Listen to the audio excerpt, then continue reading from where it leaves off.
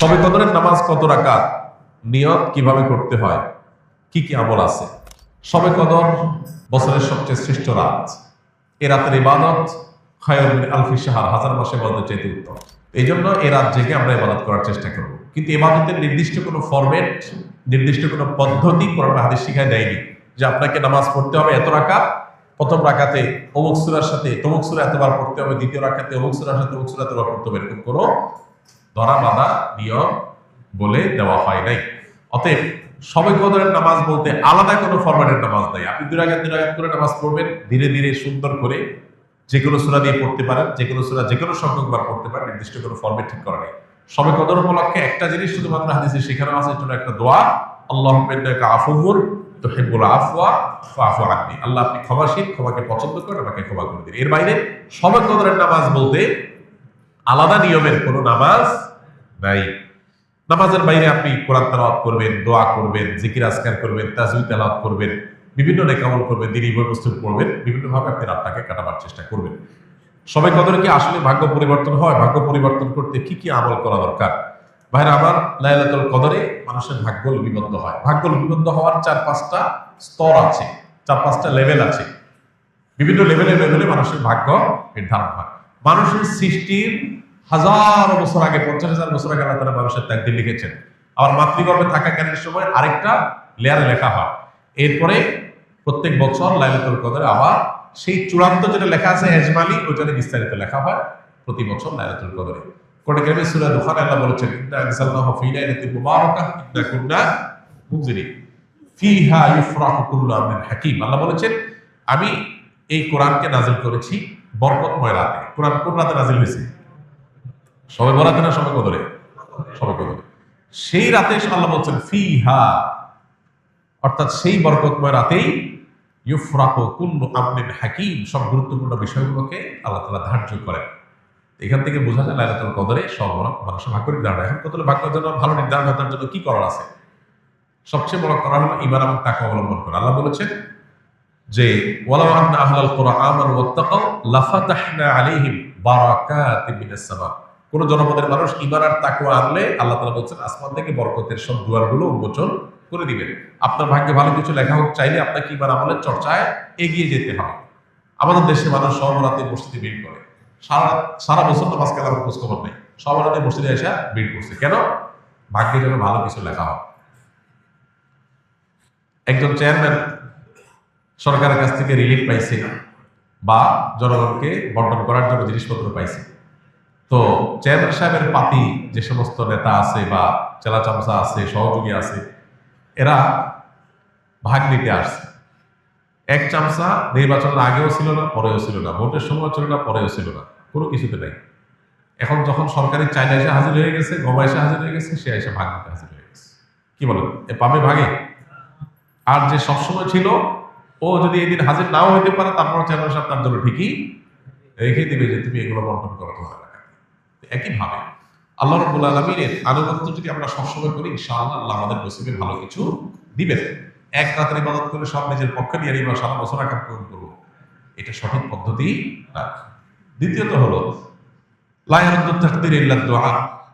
দোয়া এমন একটা হাতিয়ার যে আল্লাহ তাআলা তাকদীরের দুইটা পার্ট আছে, একটা গায়রে মুবরাম, একটা মুবরাম, একটা চূড়ান্ত, একটা অচূড়ান্ত।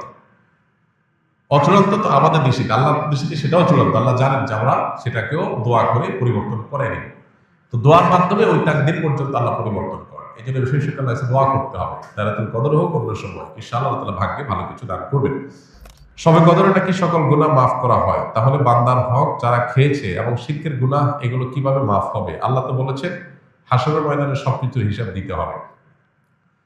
শবে কদরে সব গুনাহ মাফ হবে, কিন্তু বান্দার হক তো মাফ হবে না ভাই।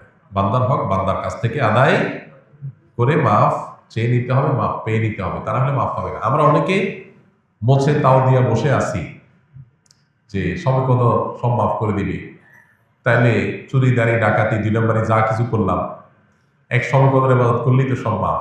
দেখুন, ইসলামের সাথে অন্য সব ধর্মের এখানে একটা মৌলিক পার্থক্য।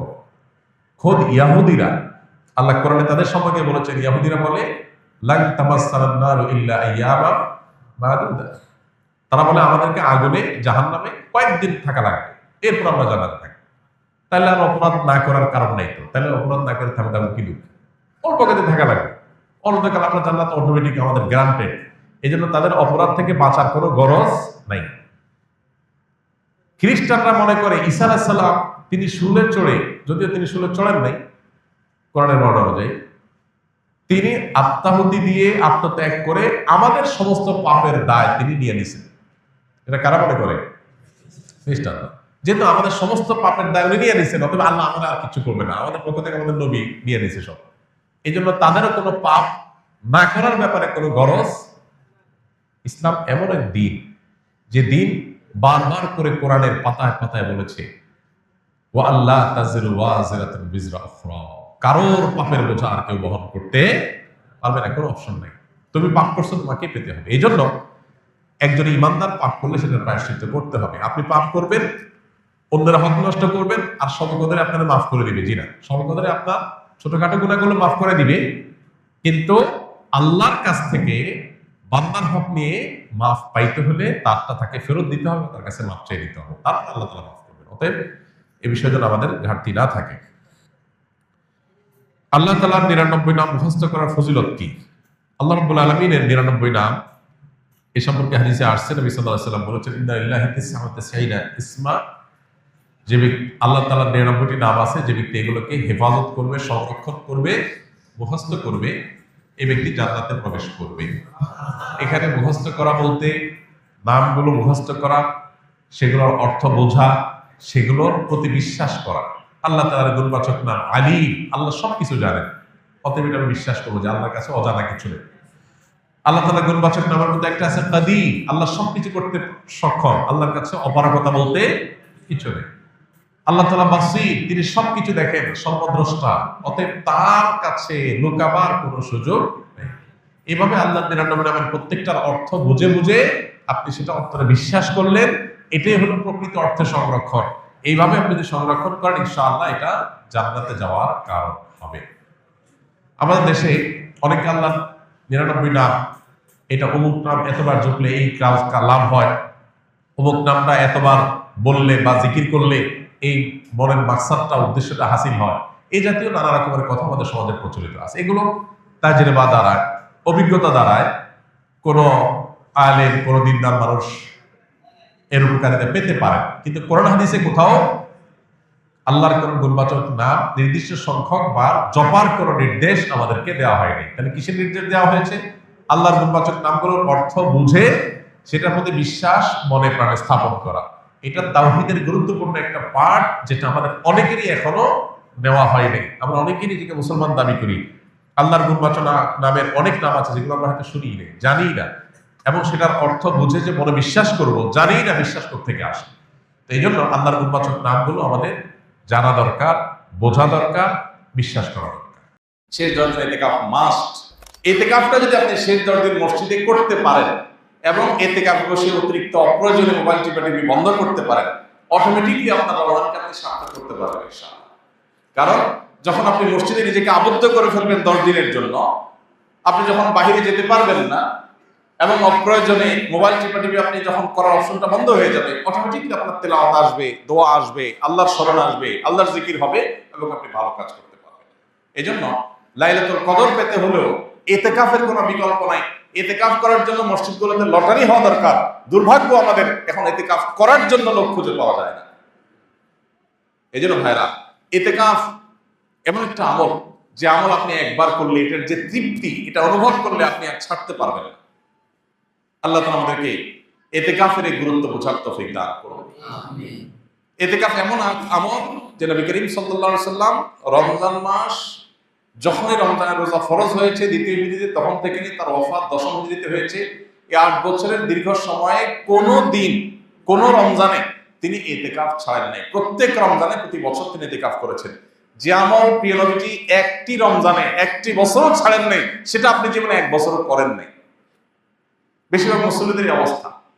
এখানে হাত তুলতে বলা হয়, কারা কারা জীবনে ইতিকাফ করেছেন? অল্প কিছু হাত উঠবে।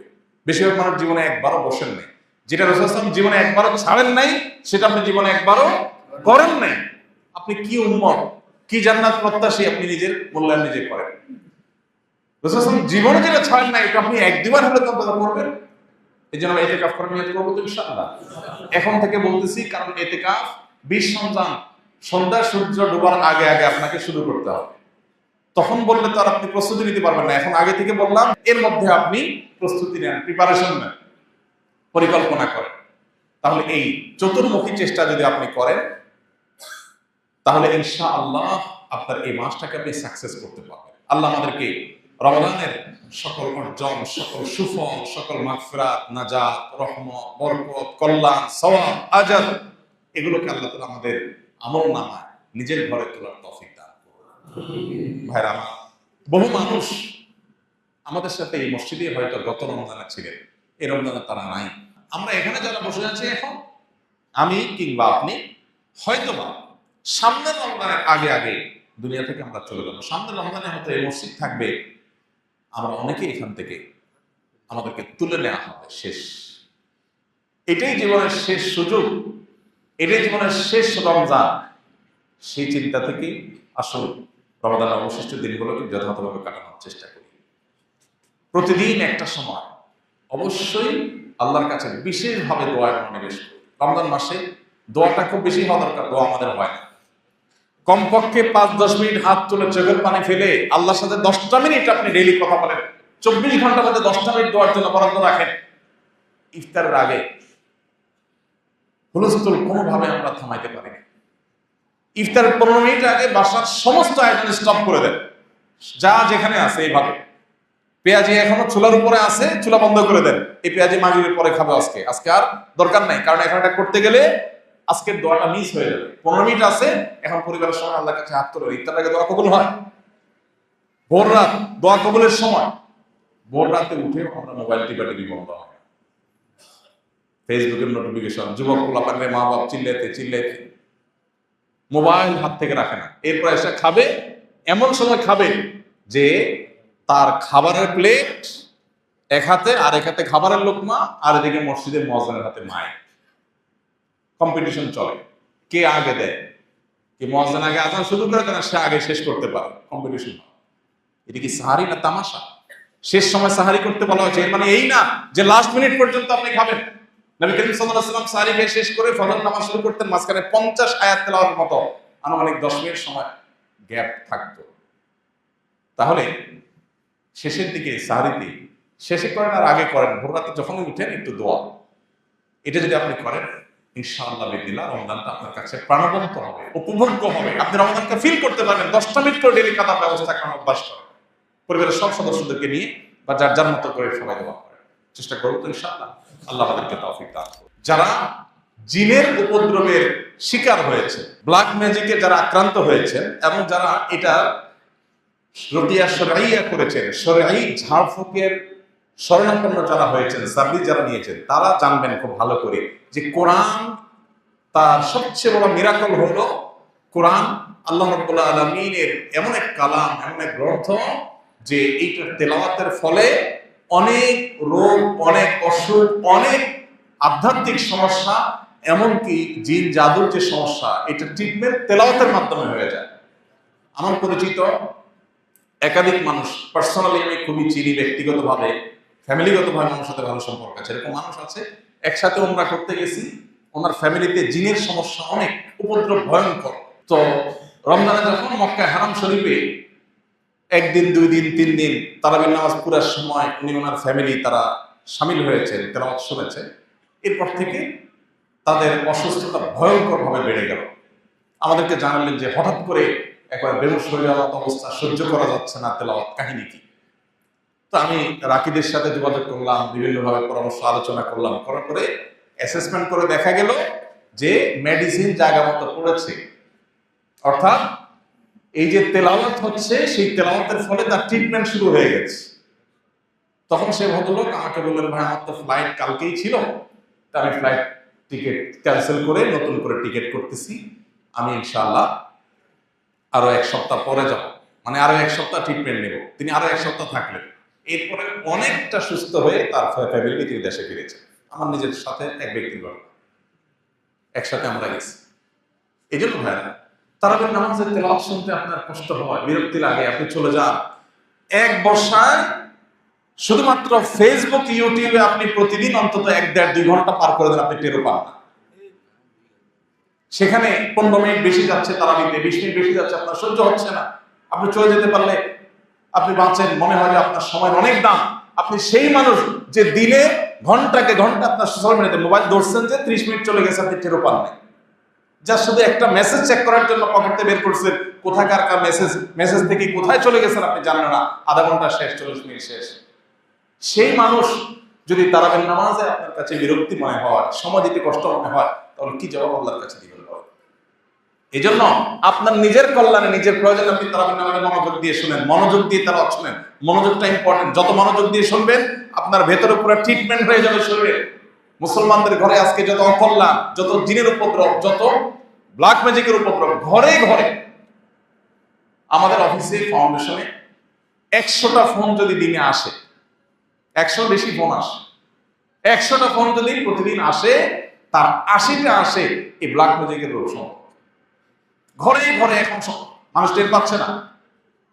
অনেক বড় বড় ডাক্তার, মেডিকেল কলেজের প্রিন্সিপাল, তারা পর্যন্ত মাঝে মধ্যে সশরীরে আসেন, এসে বলেন, ভাই আমি মেডিকেল কলেজের প্রিন্সিপাল, আমি জানি এটা কোনো ফিজিক্যাল সমস্যা না, আমার ফ্যামিলিতে এই যে সমস্যা আমি দেখছি, কোনো চেক আপে কোনো কিছু ধরা পড়ছে না, দেশে বিদেশে ট্রিটমেন্ট সব করা শেষ, কিচ্ছুই ধরা পড়ছে না, রোগের কোনো কুলকারা নেই, এটা অস্বাভাবিক কিছু। ঠিকই রুকিয়া করছে, সাথে সাথে আল্লাহ তাআলা ফল দিচ্ছে। কোরআনের যদি জীবন্ত কোনো অলৌকিকত্ব দেখতে চান, তাহলে কোরআন তেলাওয়াতের মাধ্যমে কিভাবে মানুষকে আল্লাহ তাআলা ট্রিটমেন্ট করেন, এটা আপনি দেখতে পারেন। ভাইরা আমার, এই জন্য কোরআনে কিন্তু আল্লাহ এটাকে শেফা বলেছে, কোরআনের মাধ্যমে আরোগ্য লাভ হয়।